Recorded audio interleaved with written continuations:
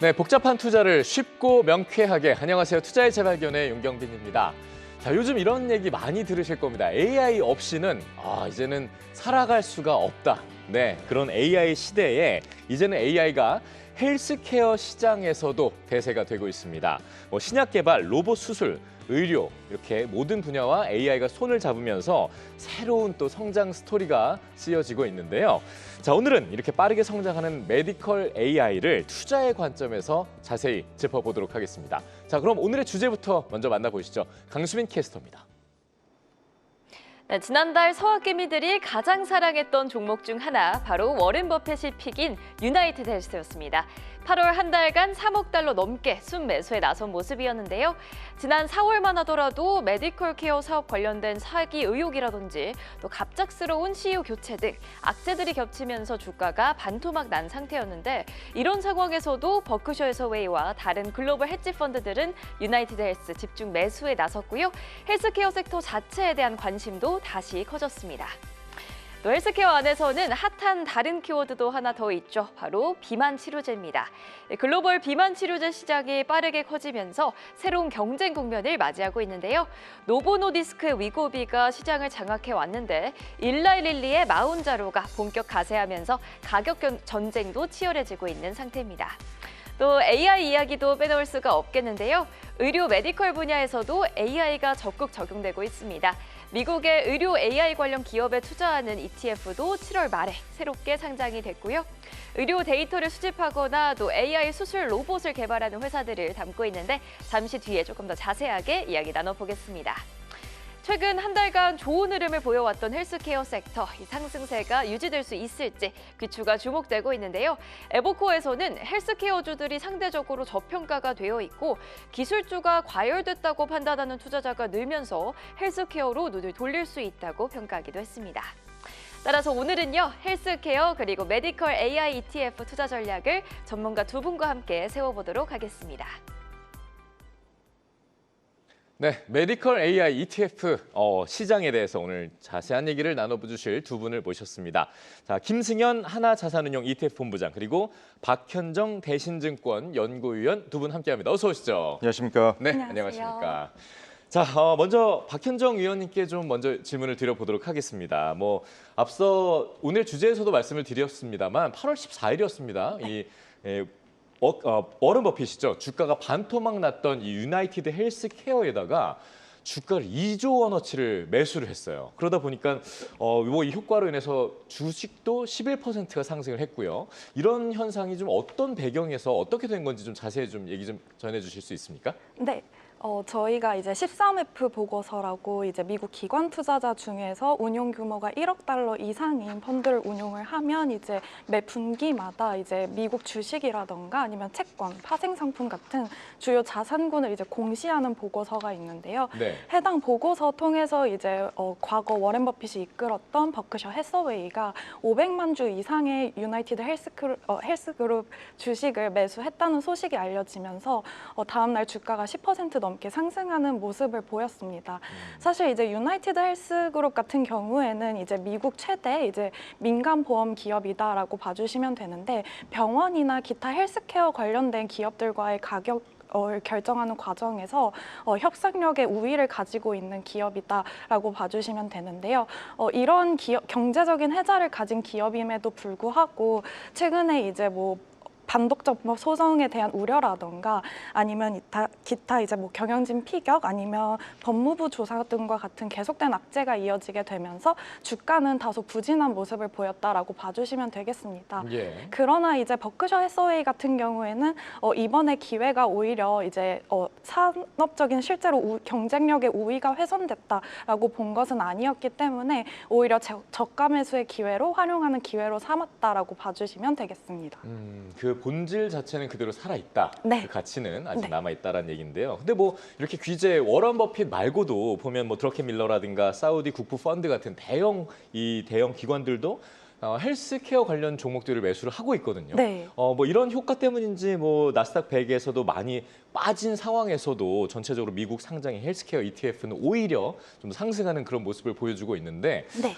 이렇게 헬스케어 종목에 뭔가 관심이 쏠리고 집중되는 그 배경과 이유는 뭐라고 좀 봐야 될까요? 크게 보면요. 네, 사실 이제 저희가 미국의 대표적인 헬스케어 ETF인 XLV라는 상품이 있습니다. 근데 해당 상품의 성과가 연초 대비로 봤을 때 마이너스 0.5% 정도 하락을 했거든요. 근데 저희 시장을 추종하는 SPY가 10% 넘게 상승했다는 점을 감안을 했을 때 이제 시장 대비 다소 부진한 모습을 보이고 있다라고 봐주시면 되겠습니다.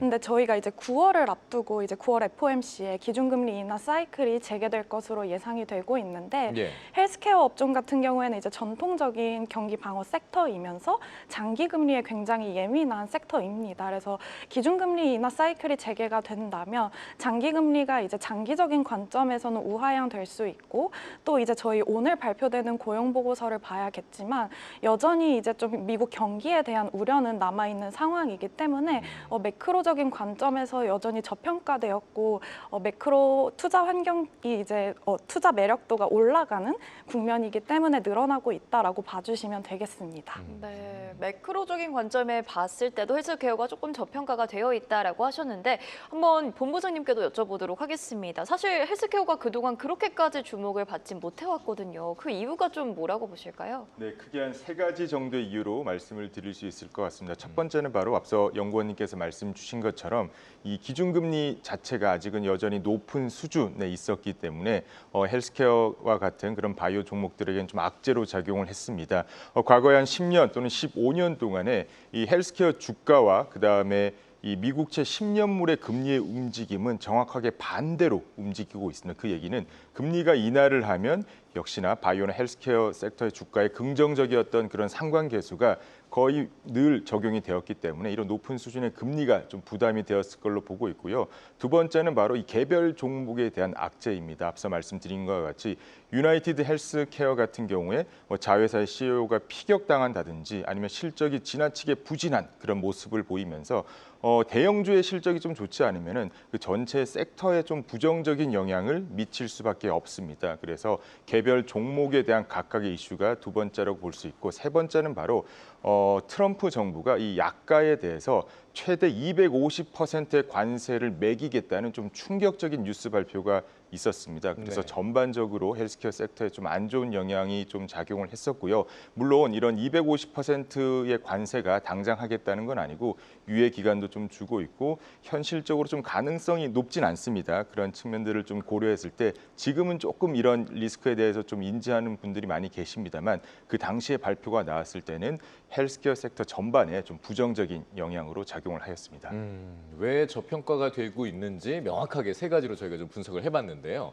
자, 물론 이렇게 저평가가 돼 있습니다만 하반기 전망을 또 우리가 안 해볼 수가 없지 않겠습니까? 우리 박현정 연구위원님, 하반기 전망 어떻게 보고 계십니까? 네, 앞서 말씀드렸다시피 결국에는 이제 저희 9월 FOMC부터 기준금리 인하 사이클이 재개될 것이다라고 보고 있고 네. 그러면 장기적인 관점에서는 이제 시장 금리가 안정화될 수 있을 것으로 보고 있습니다. 그러면 이제 R&D 비용에 대한 부담이 높은 그런 헬스케어 업종에는 여전히 좀 매력적인 환경이 조성될 수 있다라고 보고 있고요. 특히나 이제 관세에 대한 우려도 이미 선반영을 하면서 주가에 많이 반영됐다라고 보고 있습니다. 그래서 여전히 좀 저평가된 매력이 부각될 수 있는 그런 구간이라고 보고 있습니다. 네, 또 그래서인지 전통적인 헬스케어 섹터가 트럼프 관세 이슈라든지 개별 악재 등이 좀 겹치면서 부진한 모습을 이어오다가 최근에는 조금 회복세를 보이고 있는 상황입니다. 최근에 엔비디아, 아스트라제네카, 아이온큐가 신약 개발 협력을 발표하기도 했고요.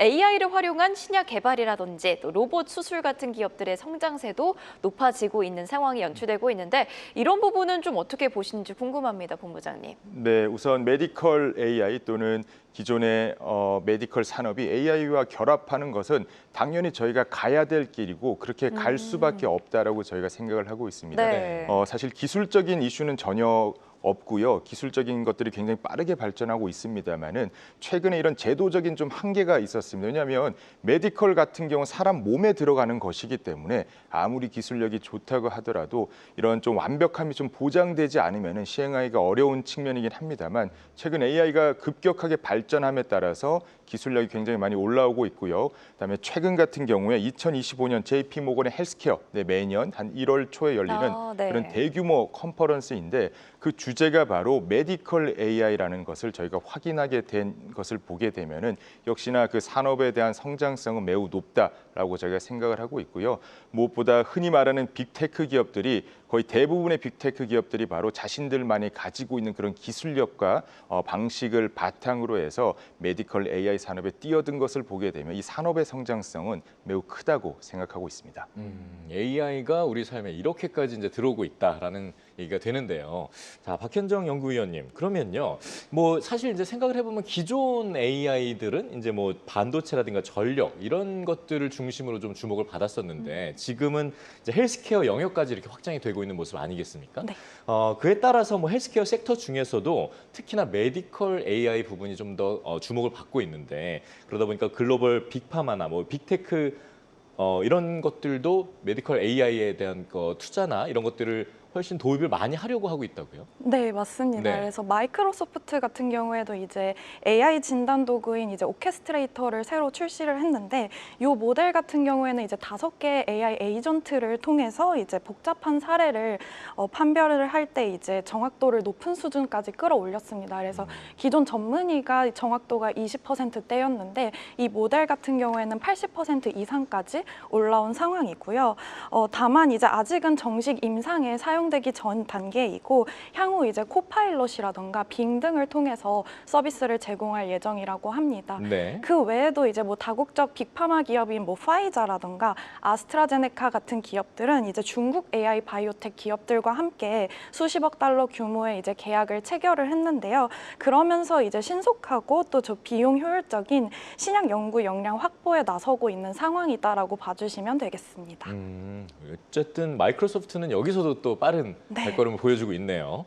자, 그렇다면 이 메디컬 AI와 관련된 기업들은 어떤 곳들이 있는지 좀 자세하게 들여다보고 싶은데요. 네, 저희가 이제 사실 개인 투자자분들한테 제일 인기 있었던 종목이라고 하면 템퍼스 AI일 것 같습니다. 네. 그래서 템퍼스 AI 같은 경우에는 이제 AI와 다중 모델 데이터를 분석을 해서 이제 다중 모델이라는 것은 이제 뭐 저희가 영상이라던가 텍스트와 같은 이제 다양한 형태의 데이터를 활용한다라고 봐주시면 되겠고요. 그래서 이제 정밀 의료 서비스를 제공하는 기업이다라고 봐주시면 되겠습니다. 그 외에도 이제 뭐 리커전과 같은 기업들이 있는데 이 기업은 이제 세포의 이미지를 활용해서 신약 발굴 플랫폼 서비스를 제공하고 있다라고 봐주시면 되겠고요. 그래서 이제 AI 기반으로 저희 신약 후보를 발굴을 해서 임상 단계로 넘어가는 확률을 높이는 그런 서비스를 제공하는 기업이다라고 봐주시면 되겠습니다. 네. 또 이제 또 로봇 관련된 기업을 말씀을 안 드릴 수가 없는데 예. 인투이티브 서지컬 같은 기업은 이제 다빈치라는 이제 로봇 수술 시스템을 가지고 있는 기업인데 이제 전 세계적으로 이제 수천 개의 시스템을 가진 로봇 의료 서비스를 선도하고 있는 그런 기업이다라고 봐주시면 되겠습니다. 그렇군요. 자, 어쨌든 지금 말씀해 주신 게 이제 템퍼스, 그리고 리커전, 그리고 인투이티브 서지컬 이렇게 세 가지 종목들에 대한 얘기를 좀 짚어주셨는데 아직 잘 모르겠어. 난 좀 생소해 하시는 분들이 분명히 계실 겁니다. 그래서 저희 또 투자의 발견의 똑순이죠. 우리 강수민 캐스터가 이 종목들의 이 월가 IB 투자 의견을 준비를 해봤습니다. 한번 들어보시죠.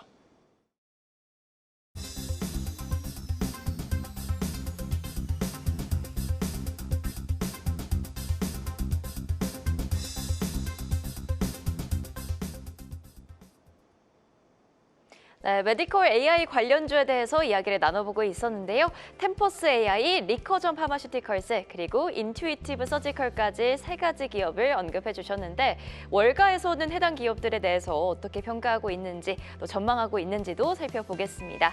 먼저 템퍼스 AI로 출발해 보겠습니다. 네, 스티펠에서는요, 보유 의견을 유지하면서 목표 주가도 65달러로 유지했습니다. 지난 1년간 템퍼스 AI가 60% 가까운 인상적인 매출 성장을 이뤘다라는 분석이고요. TD코엔에서도 매수 의견 유지를 했고 62에서 72달러로 목표 주가는 올려잡았습니다. 2분기 들어서 유전체 사업이 향상된 실적을 보였다면서 유전체 사업의 성장 전망치를 높인다고 밝혔고요. 다만 이제 하반기 실적 추정치 자체는 좀 하향 조정을 하겠다 있다라고 분석을 했습니다. 이어서 BTIG에서도요, 매수 의견을 유지했고요. 목표 주가는 75에서 85달러로 상향 조정했습니다. 2분기에 템퍼스 AI가 기대 이상의 실적을 공개를 했고, 최근 아스트라제네카와의 체결한 2억 달러 규모의 데이터 계약 등을 봤을 때 하반기 데이터 서비스 매출 증가가 예상되는 상황이다라고 분석했고요. 2027년 매출은 18억 5천만 달러로 예상한다고 밝혔습니다. 마찬가지로 엠브리 유전체 사업의 성장에 주목을 하고 있는 모습이고요. HC 웨인라이트도 살펴보겠습니다. 매수 의견 제시를 하면서 새롭게 90달러 제시를 했고요. 올해 템퍼스 AI 주가가 120% 넘게 오르고 있기 때문에 놀라운 상승 모멘텀을 보여주고 있다라고 평가했습니다. 매출 총이익률이 60%로 헬스케어 기술 분야에서는 탄탄한 입지를 다지고 있다는 분석이고요. 리커점 파마슈티컬스도 살펴보겠습니다. 리덤에서 매수 의견과 8달러 목표 주가를 유지했고요. 2분기 총 매출이 이번에 1,920만 달러로 집계된 부분을 긍정적으로 평가했습니다. 파트너사와의 협력 계약 덕분으로 풀이가 되고 있고요. 또 재무 건전성이라든지 임상 개발 계획을 적극적으로 추진하고 있다는 부분을 근거로 제시했습니다. 네, 끝으로 인투이티브 서지컬도 확인해 볼 텐데요. 번스타인에서 아웃퍼폼 등급을 유지했습니다. 685달러 재확인을 했고요. 주가 하락을 이번에 매수 기회로 평가한다라고 밝혔습니다. 현재 가격이 향상된 매수 기회라고 봤고요. 인투이티브 서지컬이 5가지 혁신 신제품을 출시할 예정이다라고 보면서 다른 어떤 기업보다도 단기 EPS 추정치 상승 여력이 크다고 평가했습니다. 파이퍼 샌들러에서는요, 비중 확대 의견을 유지하면서 595달러 유지했고요. 최근의 주가 하락은 일시적인 현상이라면서 재무 모델에 상당한 상승 여력이 있다고 평가했습니다. 앞으로도 인투이티브가 최고 수준의 재무 상태를 유지할 걸로 내다봤습니다. 네, 이렇게 해서 메디컬 AI 대표 관련주들 3가지에 대한 월가 IB들의 투자 의견 정리해봤습니다. 네, 확실히 이 월스트리트 IB 투자 의견을 우리가 똑소리 나게 정리를 해보니까요. 내용이 좀 잘 파악이 되는 것 같습니다. 강수민 캐스터 고맙습니다. 자, 이제 본격적인 좀 얘기를 좀 나눠보고 싶은데요. 우리 김승현 본부장님, 하나자산운용에서도 이제 미국의 이 메디컬 AI 종목들을 담은 ETF 상품들을 또 출시하지 않았겠습니까? 네네. ETF 상품은 또 관련 종목들을 분명히 들여다봐야 될 텐데 맞습니다. 어떤 종목들을 좀 포함하고 있습니까? 네, 저희 원큐 미국 메디컬 AI ETF의 종목을 보시면 우선 좀 이렇게 서학개미 분들이라고 하죠. 이미 좀 발빠르게 투자하고 있는 분들 같은 경우에는 종목이 익숙하다고 느끼는 분들이 많으실 겁니다. 주요 종목들을 좀 말씀을 드리면 이 네. 템퍼스 AI라는 종목에 대한 비중이 가장 높습니다. 정밀 의료 관련해서 전 세계 넘버1 기업인데요. 이 기업이 본격적으로 알려진 건 한 작년 즈음입니다. 작년에 미국의 낸시 펠로스 하원 의장, 예. 투자의 귀재로 알려져 있는 분입니다. 남편분도 굉장히 투자를 잘하시는 분인데 이 하원 의장이 이 종목을 집중 투자했다는 뉴스가 알려지면서 국내 서학개미 분들도 많은 투자를 하셨는데요. 이 기업 같은 경우 말씀드린 것처럼 정밀 의료 관련해서 환자의 데이터를 가장 많이 가지고 있고 이를 통해서 각 환자의 그 DNA 유전자에 맞는 치료법을 맞춤 의료 진단을 하는 그런 기업입니다. 전 세계에서 한 미국 중심으로 한 4,000개 또는 5,000개 정도의 병원과 데이터 협약을 통해서 이 환자들의 데이터가 이 기업으로 가고 있고 이걸 통해서 정밀 의료 진단을 하고 있는 그런 기업으로 보시면 될 것 같고요. 예. 두 번째 기업은 바로 리커전 파머슈티컬스입니다. 이 기업도 올해 상반기 서학개미 분들이 전체 순매수 9위에 올라 있는 굉장히 익숙한 기업인데요. 이 빅테크 기업인 이 엔비디아가 한 500억 원 넘는 지분 투자를 한 그런 신약 개발로도 유명한 그런 기업입니다. AI 신약 개발의 넘버1 기업이고 이 기업이 보유하고 있는 슈퍼컴퓨터가 전 세계 100개 기업의 순위 안에 들어올 정도로 굉장히 엔비디아의 이 자금 투자를 통해서 좋은 슈퍼컴퓨터를 가지고 있는 AI 신약 개발의 넘버1 그런 기업으로 봐주시면 될 것 같고요. 예. 그다음 세 번째는 바로 인투이티브 서지컬입니다.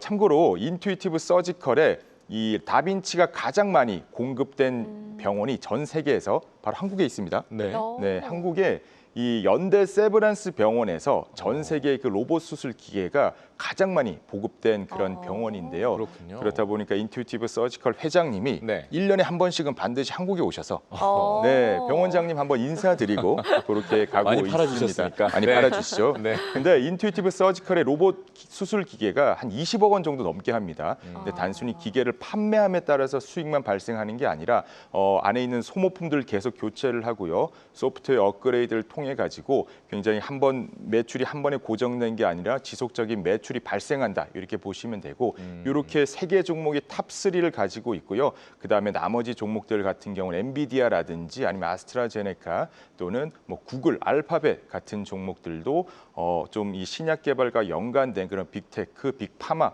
기업들이 또 연관이 되어 있고 나머지 기업들은 좀 더 AI 신약 개발이라든지 아니면은 다른 동물 임상 같은 기업들 그런 조금 더 규모가 작은 그런 기업들도 함께 구성되어 있습니다. 네. 네, 이렇게 해서 구성 종목들 한번 살펴봤는데요. 궁금한 부분이 특별히 미국 쪽의 메디컬 AI 종목들을 담으신 이유가 있으신지랑 또 템퍼스 AI 비중이 가장 높은 이유도 궁금합니다. 네, 우선 이 미국 메디컬 AI, 뭐 AI가 다 그렇습니다만 역시나 미국이 압도적으로 넘버 원입니다. 이 의료 관련해서도 미국이 굉장히 많은 그런 기술력을 가지고 있고 유명한 빅파마 기업들도 대부분 전부 다 미국 기업이고요. 거기에 AI 기술은 역시나 미국이 넘버 원입니다. 그런 기술들이 결합되어 있다 보니까 결국 미국을 중심으로 포트를 구성하는 것이 이 메디컬 AI 산업을 가장 잘 반영한다고 생각을 하고 있고요. 그리고 템퍼스 AI라는 종목, 그러니까 메디컬 AI도 이 성장하는 항목이 한 여러 개가 있는데 가장 큰 성장이 기대되는 게 바로 정밀 의료 분야입니다. 뭐 신약 개발도 있고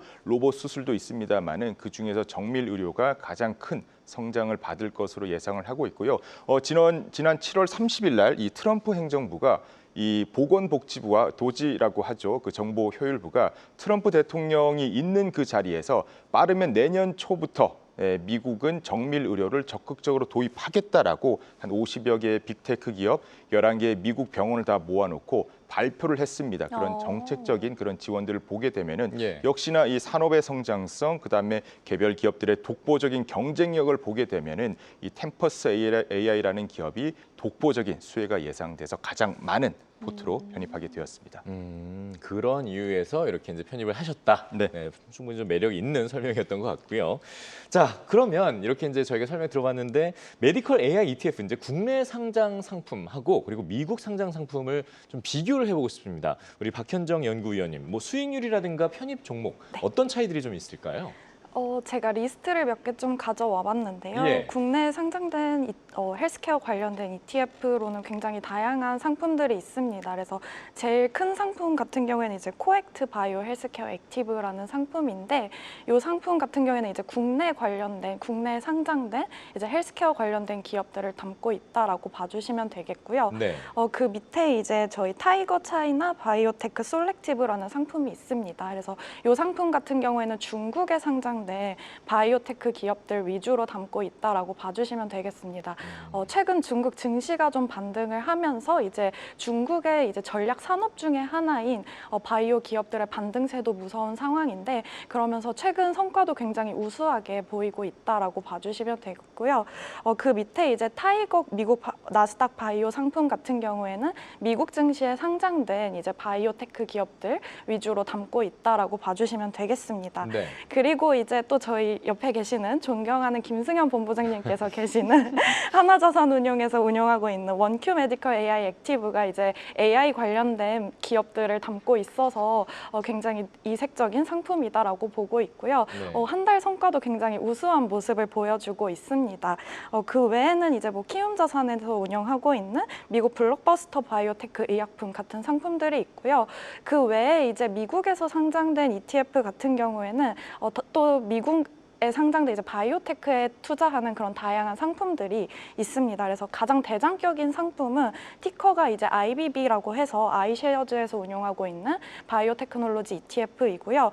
저희 원큐 미국 메디컬 AI와 좀 유사한 상품 같은 경우에는 세 번째 위치에 있는 아크 인베스트먼트에서 운용하고 있는 이제 아크 게노믹 레볼루션 ETF라고 봐주시면 되겠습니다. 그래서 이 상품 같은 경우가 이제 템퍼스 AI라던가 인투이티브 서지컬 같은 종목들의 비중이 높은 AI 바이오테크 위주로 구성된 종목이다라고 봐주시면 되겠고요. 네. 그래서 이제 제가 실제로 이제 ETF가 담고 있는 종목들을 좀 몇 개 가져와 봤습니다. 그래서 타이거 미국 코엑트부터 먼저 설명을 드리면 코엑트 같은 경우에 이제 국내에 상장된 그런 바이오 기업들 위주로 좀 담고 있다라고 봐주시면 되겠고 사실 국내 바이오 같은 경우에도 시장 연초 대비로 봤을 때 시장에 비해서는 사실 많이 올라온 상황입니다. 근데 네. 최근 3개월 동안 좀 주가 모멘텀이 좋아진 상황이다라고 봐주시면 되겠고요. 그리고 이제 국내에 상장된 타이거에서 운용하고 있는 미국 나스닥 바이오 같은 상품은 이제 미국에 상장된 조금 아까 언급드렸던 IBB와 굉장히 구성 종목이 비슷한 상품입니다. 근데 이 두 상품이 성과가 조금 다른 이유는 이 타이거 미국 나스닥 바이오 같은 경우에는 지금 미국에 상장되어 있는 주식에 투자를 하고 있는데 환해지를 하고 있지 않아서 저희가 지금 환율에 노출이 되어 있습니다. 그래서 이런 환 변동 때문에 미국에 상장된 상품과 성과가 다소 차이가 있다라고 봐주시면 되겠습니다. 예, 그렇군요. 네, 국내 상장 또 미국 상장된 ETF들까지 한번 비교를 해봤는데요. 또 이 부분도 궁금합니다, 본부장님. 미국 메디컬 AI ETF에 우리가 투자를 할 때 좀 유의해야 될 사항들 어떤 것들이 있을까요? 네, 기본적으로 중장기 성장성에 대해서는 의심하고 있지 않지만은 단기적으로는 아무래도 좀 변동성이 다른 대표 지수보다는 좀 있다라는 게 특징입니다. 이 안에 있는 구성 종목 같은 경우에도 꾸준히 매출이 나오고 있지만은 아직은 좀 적자에 기록하고 있는 기업들도 일부 가지고 있고요. 높은 성장성 대비해서 아직은 산업이 좀 초기 단계에 있다라는 측면이 좀 있기 때문에 대표 지수보다는 조금 더 높은 변동성을 보일 수 있다라는 점이 조금 더 유의하셔야 될 것 같고요. 다만 포트를 구성하실 때도 보통 코어라고 해서 핵심 포트 같은 경우는 S&P 500이라든지 나스닥 100을 활용하시고 이 종목 같은 경우 대표 지수 대비해서 아웃퍼폼을 추구하는 이런 위성 또는 새틀라이트 전략으로 포트에 뭐 많게는 10에서 15, 한 5% 내외로 좀 투자하시길 권해드리고 있습니다. 네, 좋습니다. 자, 오늘 메디컬 AI 투자 전략에 대해서 이제 얘기를 쭉 나눠 드리고 있는데요. 뭐 마지막 전략을 이제 듣기 전에 제가 조금 설명을 듣다 보니까 우리 박현정 연구위원님, 좀 전에 아까 차트를 보면서 얘기를 해주셨는데 국내 수익률이 좀 더 좋아 보이는 상품들이 있고 네. 또 미국 것들은 거의 다 보면 뭐 평균 5에서 6% 정도의 어떤 수익률을 보였던 것 같은데요. 네. 그렇게 평가율이 수익률이 나는 이유가 좀 따로 있을까요? 뭐 국내가 네. 좀 저평가돼 있었다든가 뭐 그런 이유들이 있는지 궁금해서요. 국내 네. 같은 경우에도 사실 바이오 쪽이 수익률이 연초 대비로 봤을 때 그렇게 좋지는 못했습니다. 예. 근데 이제 저희가 6월에 이제 대선이 있었고 이후로 좀 증시를 이끌었었던 이제 섹터라던가 테마가 이제 뭐 조방원이라던가 아니면 이제 상법 개정과 관련된 기업들이었었는데 이제 그런 기업들이 조금 가는 과정 속에서 이제 실적 대비 저평가되었던 국내 바이오 섹터가 좀 부각이 되었다라고 봐주시면 되겠습니다. 그런 이유에서 이렇게 수익률이 좀 높게 나타났다 네. 볼 수 있는 거군요. 알겠습니다. 자, 오늘 헬스케어 업종, 특히 이 메디컬 AI 투자 관련해서 이제 저희가 한 줄 전략을 좀 정리를 해보려고 하는데 우리 박현정 연구위원님부터 한 줄 정리 어떻게 해주실 수 있겠습니까? 네. 저희가 이제 3분기만 놓고 봤을 때는 이제 미국 증시가 다소 흔들릴 수도 있다라고 보고 있습니다. 근데 아까 김승현 본부장님께서 말씀해 주셨듯이 이제 AI 메디컬 관련된 종목들은 시장보다 변동성이 큰 고베타 종목들입니다. 그래서 단기적으로 시장이 흔들릴 때는 좀 더 크게 흔들릴 수도 있지만 결국에는 AI를 통해서 성장성을 더 크게 그려 나갈 것이기 때문에 더 멀리 가기 위한 일시적인 일부 후퇴라고 봐주시면 되겠고요. 오히려 이럴 때 저는 비중 확대하는 전략 유효하다라고 보고 있습니다. 네, 그러면 본부장님께서도 메디컬 AI ETF 투자 전략 한 말로 좀 정리해 주신다면 어떤 게 있을까요? 네, 메디컬 AI 반드시 성장해야만 하고 성장할 수밖에 없는 분야라고 생각을 하고 있습니다. 결국은 이 방향으로 저희가 가야만 하는 방향이라고 생각하고 있고 높은 성장성 또한 큰 과실로 돌아올 것이라고 생각하고 있습니다. 성장은 분명하다. 어떻게 보면 두 분의 말씀이 그런 부분에서 좀 통하는 것 같습니다. 네. 네, 성장성에 주목하고 성장은 반드시 된다. 네, 알겠습니다. 이렇게 저희가 한 줄 전략을 좀 정리를 해봤습니다. 자, 오늘 저희가 메디컬 AI 투자 전략에 대해서 세워보리고 있는데요. 설명해드리고 있는데 아직도 좀 궁금한 점이 남으실 겁니다. 그래서 저희가 시청자분들의 궁금증을 좀 뽑아봤는데요. 저희 강수민 캐스터가 첫 번째 질문부터 좀 전해주시죠. 네, 첫 번째 질문입니다. 헬스케어 ETF와 전통 헬스케어 ETF 차이점이 뭔지 궁금하다라는 질문이 나왔는데요. 어떤 쪽이 조금 더 유망한지 조언을 해주시면 좋을 것 같습니다. 연구원님께서 한번 답변해 주실까요? 네, 이제 AI 헬스케어 같은 경우에는 이제 전통적인 헬스케어 산업과 다르게 이제 AI를 통해서 신약 후보 물질을 발굴을 한다거나 아니면 이제 임상 기간을 줄이는 그런 생산성의 향상을 일으키는 기업들이다라고 봐주시면 되겠고요. 뭐 속한 기업들 같은 경우에는 앞서 너무 많이 언급해 주셨던 뭐 템퍼스 AI라던가 이런 기업들이 속해 있다라고 봐주시면 되겠습니다. 반면에 이제 전통 헬스케어 같은 경우에는 저희가 알고 있는 글로벌 빅파마 기업들, 뭐 화이자라던가 일라이릴리와 같은 이런 종목들이나 아니면 이제 제네릭 바이오 시밀러 업체 같은 이런 기업들이 속해 있는 그런 산업이다라고 봐주시면 되겠고요. 뭐 당연히 어떤 미래의 성장성을 놓고 봤을 때는 AI가 점차적으로 산업에서 기여하는 성장성이 늘어나고 있기 때문에 AI 메디컬 헬스케어 쪽이 조금 더 커질 가능성은 높다라고 보고 있습니다. 네, AI를 활용하느냐 하지 않느냐에 따라서 좀 나뉘는 것 같은데요. 약간 추가 질문 하나 드리자면 전통 헬스케어 섹터가 갖고 있는 장점은 또 뭐가 있을까요? 일단 이들 같은 경우에는 이제 높은 자본력을 가지고 있기 때문에 연구 개발에 막대한 비용을 투자를 할 수 있다라는 장점이 있고요. 그리고 또 이제 현금이 높기 때문에 이제 높은 수준의 배당을 지급하고 있다는 점도 이제 투자할 때 매력도로 부각된다는 점 같습니다.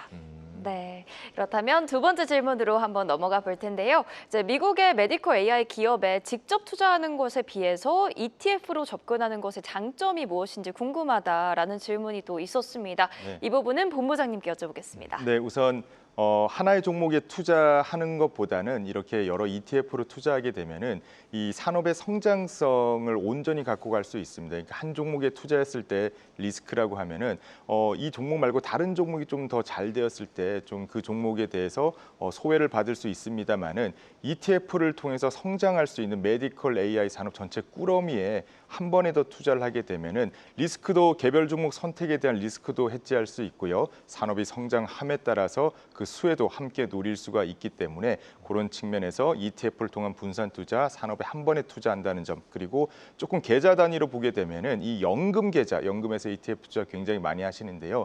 연금에서 투자하실 때는 미국 직접 주식을 매수하실 수가 없기 때문에 ETF를 통해서 연금 계좌에서 장기 투자하실 수 있다는 그런 장점도 가지고 있습니다.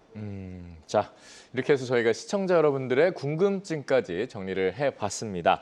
네, 오늘 메디컬 AI 투자 어떻게 보셨습니까? 좀 투자를 꼭 해야 될 것 같지 않냐 이런 생각을 좀 해보실 수 있었을 것 같은데요. 네. 성장성에 주목하라는 말씀 기억하시면서 오늘 저희는 이 두 분과 인사를 좀 드려봐야 될 것 같습니다. 자, 지금까지 김승현 하나자산운용 ETF 본부장 그리고 박현정 대신증권 연구위원과 함께했습니다. 두 분 말씀 고맙고요. 강수민 캐스터도 오늘 말씀 고맙습니다. 수고하셨습니다. 감사합니다. 네.